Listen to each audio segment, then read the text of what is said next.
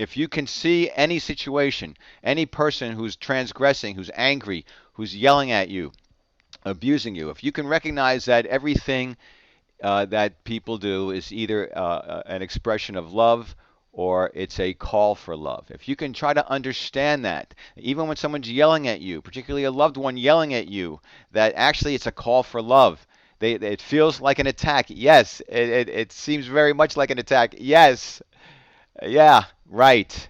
But deep down, what is it really? It's just somebody who's insecure, threatened, scared, fear of abandonment, fear of being unloved, fear of being rejected, and doesn't know how to ask for reassurance and help and love in a healthy, appropriate way. So they ask for love, they ask for attention, they ask for connection by yelling and calling names. And ironically, they end up pushing people away, the very people they want to draw close to them.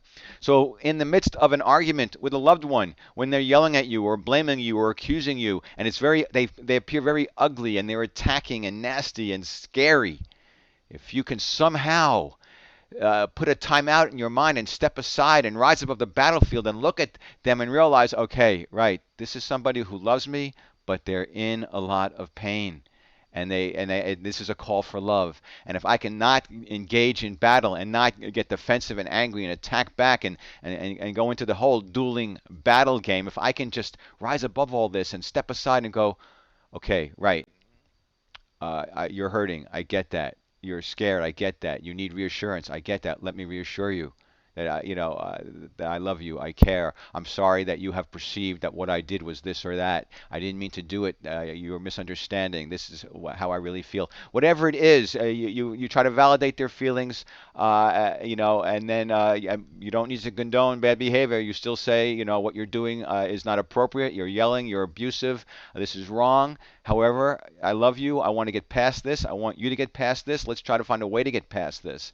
This is difficult stuff, but like anything, the more you practice compassion, acceptance, forgiveness, rising above the battlefield, trying to see everything as love or a call for love, it works. Over time, you get better at it. Over the time, you stop going immediately into that knee-jerk reaction of when you're attacked, you attack back.